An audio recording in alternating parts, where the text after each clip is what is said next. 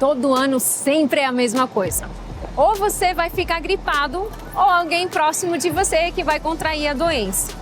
E assim como a gripe, a Covid-19 também é causada por esses seres invisíveis, os vírus.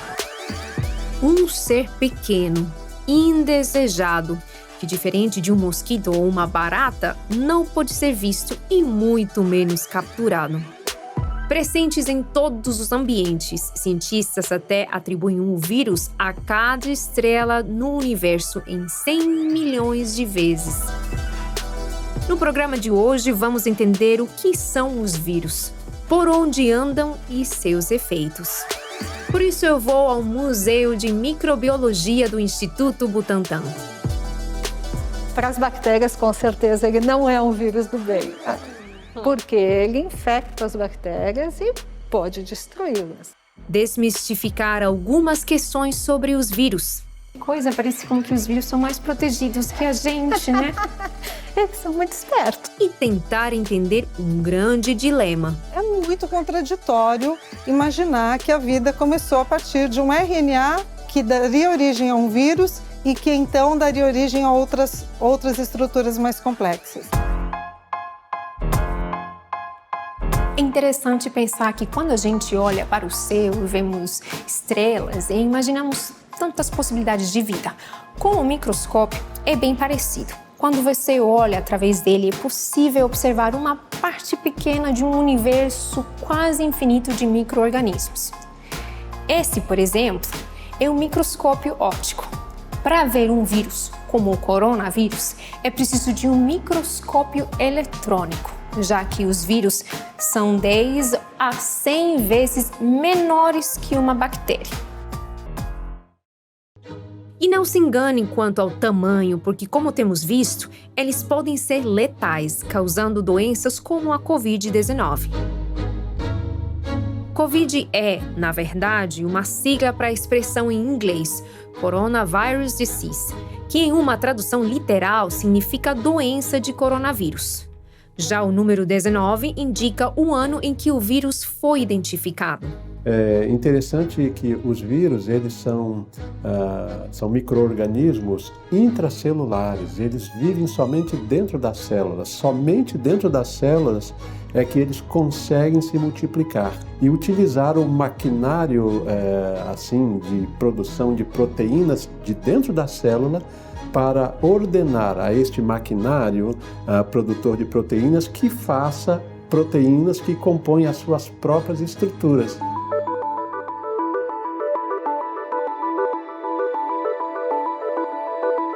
Eu estou aqui no Museu de Microbiologia do Instituto Butantan. Se você viu o programa na semana passada, você já me viu aqui, mas agora eu estou de volta para te mostrar outras coisas. Os vírus, que normalmente são vistos em microscópios, podem ser examinados mais de perto aqui dentro. Doutora, muito obrigada novamente por estar aqui com a gente e agora em um outro lugar. Nós temos aqui vários vírus, né? Diferentes, num tamanho diferenciado também, né? Exato, são réplicas do vírus, são réplicas didáticas para mostrar como que é a estrutura de um vírus, muito maiores do que o tamanho normal, porque os vírus eles são muito pequenininhos, eles têm em torno de 100 nanômetros, varia um pouco de família para família. Mas o display, vamos dizer assim, a forma, até as cores são essas? Pintadinho assim não, né? Os vírus, eles são estruturas muito simples, na verdade. Eles são compostos por um ácido nucleico. Esse ácido nucleico é ou um DNA ou um RNA. Nós temos famílias de vírus DNA, famílias de vírus RNA. Uma capa proteica que protege esse ácido nucleico. E algumas famílias, elas têm ainda um outro envoltório que é o conhecido como envelope. Que coisa, parece como que os vírus são mais protegidos que a gente, né? Eles são muito espertos. Me chama a atenção esse daqui, particularmente, que é o agente causador de síndrome de imunodeficiência adquirida, a famosa AIDS, que, segundo a ONU, mais de 38 milhões de pessoas. Pegando esse vírus como exemplo, qual a diferença no modo que eles têm com outros, né, para nos infectar? Aqui tem, basicamente, como eu falei, o vírus é formado por o ácido nucleico, o capsídeo, né, que seria a proteína que o envolve. No caso do HIV, ele tem esse envelope. Inserido nesse envelope, essas borboletinhas verdes, elas são as glicoproteínas de superfície. E essas glicoproteínas de superfície, elas vão, conforme a pessoa se infecta, o vírus entra, vai para a corrente sanguínea e lá ele encontrando os linfócitos, encontrando seus receptores, o vírus vai se ligar por essa glicoproteína externa nesses receptores, entra na célula e começa a se replicar. Todos esses vírus dependem das células de animais, humanos e até de bactérias para se reproduzirem. Algo semelhante a um parasita. A gente, para abrir uma porta que tem uma fechadura, a gente precisa ter uma chave adequada. Se eu vou com uma chave que não abre a porta, não adianta. Eu não vou conseguir abrir a porta, não vou conseguir entrar. É o que ocorre, por exemplo, em relação ao vírus da imunodeficiência humana, o HIV. O HIV, ele vai infectar uma célula, né, uma célula chamada linfócito CD4, e a partir daí ele pode inserir o seu material genético, que no caso do HIV é o RNA, né, e a partir daí ele propicia que a própria célula produza partículas virais, milhares e milhares, que depois vão eclodir na superfície desta célula, deste glóbulo branco, pronto para repetir o ciclo e infectar novas células, no caso, novos linfócitos. Andando assim um pouquinho, que esse daqui, que até tem nome aqui, né? O vírus, o mais conhecido, né? Vamos dizer assim, o da influenza. Ele, assim como o HIV, ele também é um vírus envelopado. Também dentro deste envelope você tem o capsídeo, que aqui no caso deles é helicoidal, e o ácido nucleico, que é um RNA segmentado, e essas mesmas proteínas de superfície. O que acontece com essas proteínas de superfície? O vírus da gripe, ele é transmitido via aerosol, via eliminação do vírus pela saliva, pelo espirro. Então, se eu estou com gripe, estou sem a máscara e espirro, o meu espirro pode alcançar até 6 metros. Uau. Então, essas gotículas podem carregar o vírus por até 6 metros. E elas podem atingir as pessoas que estão à nossa frente. O vírus da gripe é um vírus que afeta primariamente as células do trato respiratório superior, né?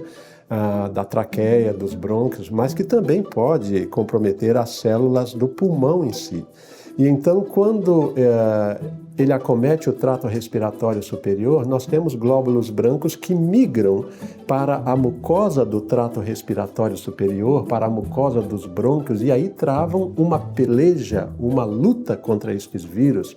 Mas, com certeza, um mecanismo extremamente eficiente é a produção de anticorpos. Anticorpos estes que são despertados idealmente, previamente, através de vacinação, né? Mas mesmo pessoas que têm contato com o vírus, vencem a infecção, elas têm anticorpos circulantes e se forem expostos de novo ao mesmo vírus, esses anticorpos usualmente freiam o processo de multiplicação do vírus.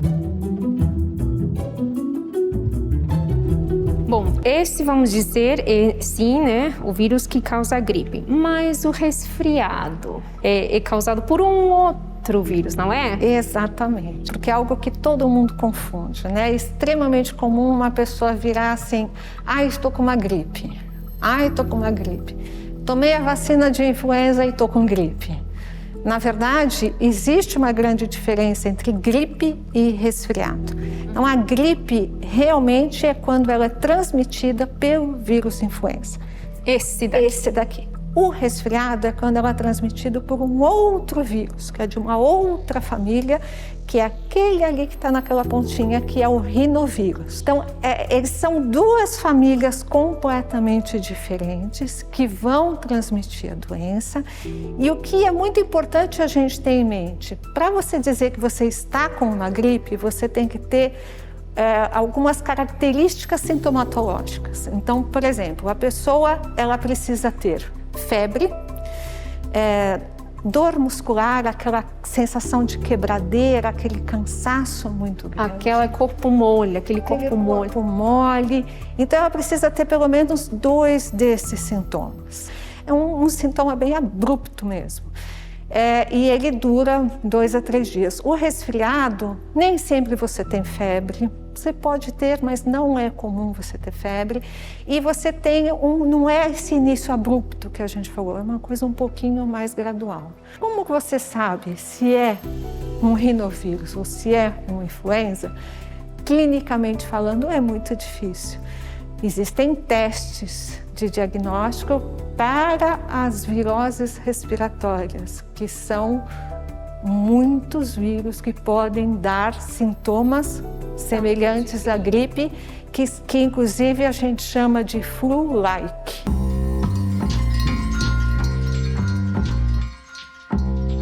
A palavra vírus, originada do latim, significa fluido venenoso ou toxina.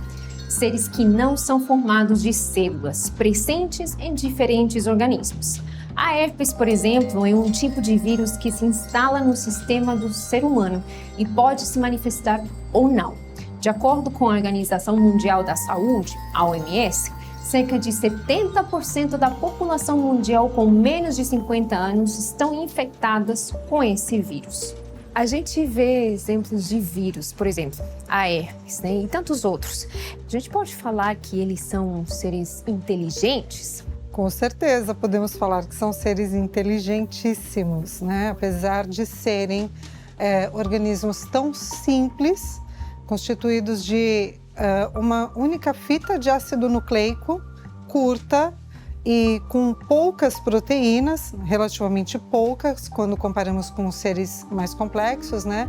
Eles conseguem não somente sobreviver por um longo tempo, mas também se adaptar a diferentes meios. Apesar deles serem seres inteligentes, eles estão num planeta com outros seres também inteligentes e que também têm capacidade de defesa caso, né, alguns desses isolados se tornem mutantes perigosos, né? Então, ainda que eles tenham esse mecanismo inteligente, não é isso que preocupa. Naturalmente, um vírus não se torna letal com os seus mecanismos de escape de vida, né, de uma hora para outra. Eles vão sofrendo uma adaptação. E isso não é preocupante porque os outros seres do planeta que podem vir a ser infectados pelos vírus também têm mecanismos inteligentes de defesa desse vírus. Um exemplo de vírus do bem é o bacteriófago, ou comedor de bactérias. A gente está aqui no Museu de Microbiologia do Instituto Butantan, importante. Estamos falando sobre vírus.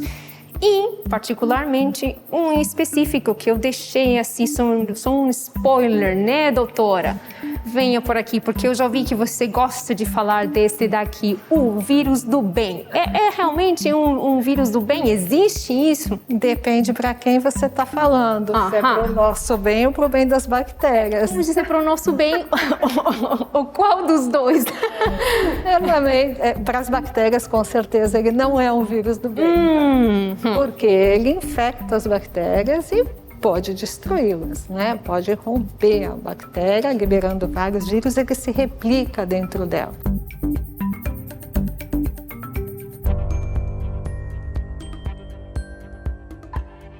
Esse é um vírus que ele tem um formato que é uma arquitetura maravilhosa, né? Bem diferente dos outros. Jamais na vida íamos imaginar que é tipo uma aranha, né? Ele tem o porquê ele ser assim, né? Ele vai infectar bactérias. A parede da bactéria, ela é muito mais resistente. Então, você tem aqui a cabeça dele, que é o capsídeo, que é aquela parte proteica que recobre o ácido nucleico, a fíbria e essas hastes. Então, o que ele faz? Como a parede bacteriana é mais resistente, é mais difícil de ele conseguir infectar essa bactéria. Então, ele fixa na bactéria por essas hastes e é como se ele injetasse realmente lá dentro, como se você abaixasse essa fibra e o ácido nucleico penetra lá dentro. E aí ele começa o seu ciclo replicativo que visa a formação de novos bacteriófagos. Por que o pessoal acaba dizendo que é um vírus do bem? Como eu falei, pode ser do bem para a gente ou para qualquer outro ser vivo, mas não para a bactéria.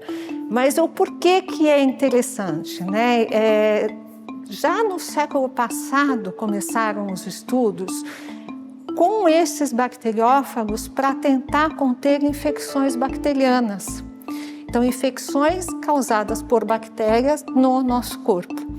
Então, isso é uma terapia que se chama terapia com fagos. O que estão acontecendo com as bactérias?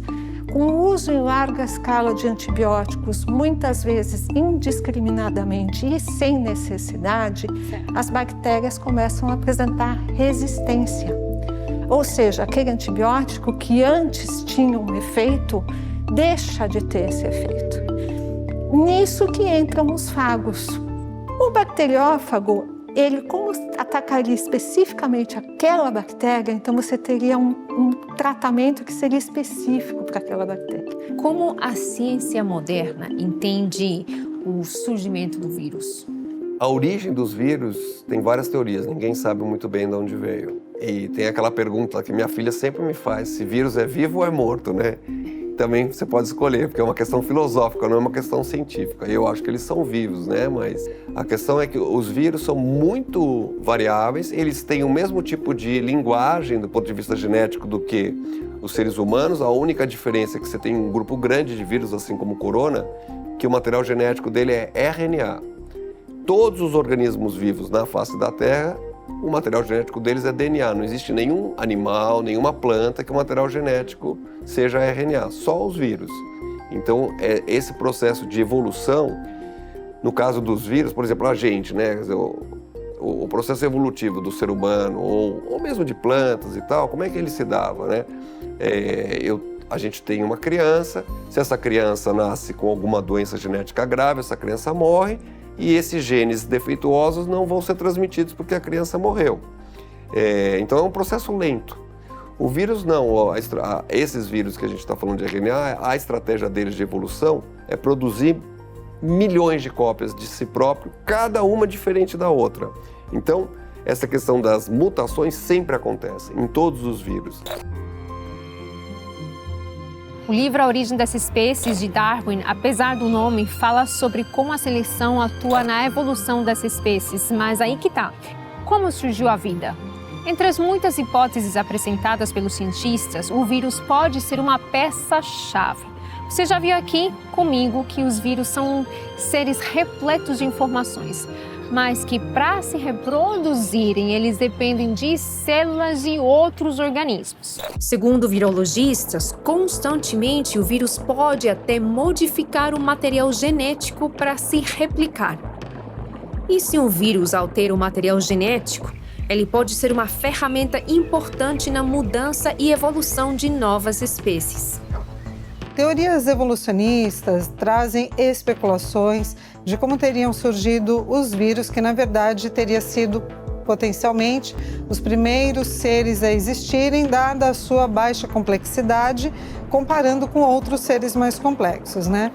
Mas como uma molécula de ácido nucleico, no caso um RNA, né, que é um possível material nucleico de alguns vírus, como que essa molécula de ácido nucleico teria também se combinado átomo com átomo, né, combinações, interações eletroquímicas para gerar uma molécula de ácido nucleico que resista e que possa então agora ser revestida por proteínas. Então aí tem que criar proteínas, aí você tem que ter toda uma interação para formar capsídeo viral, porque veja só, existem algumas contradições.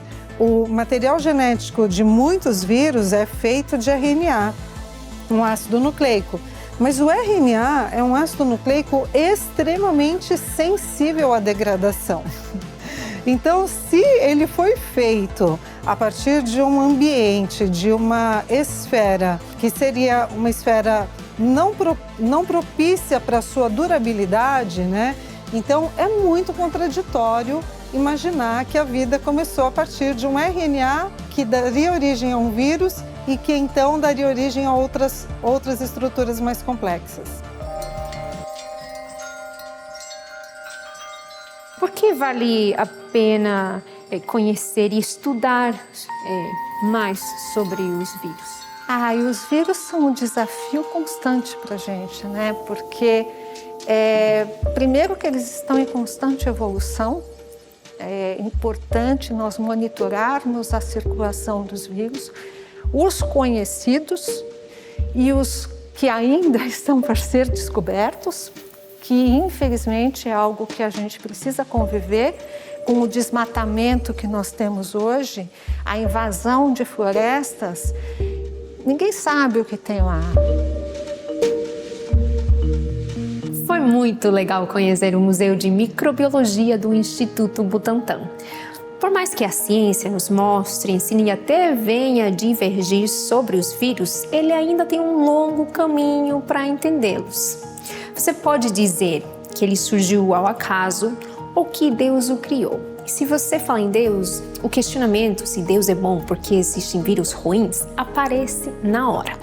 Por isso, nesse episódio, o foco é único e exclusivo na ciência. A parte filosófica, eu também estou interessada em saber mais. E em breve você vai ver isso junto comigo. Portanto, continue acompanhando esse que é seu programa de ciência sobre as origens.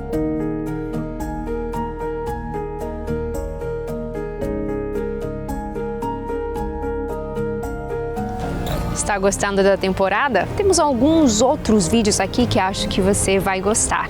E se você está sempre em busca de conhecimento, confira os cursos do link na descrição do vídeo.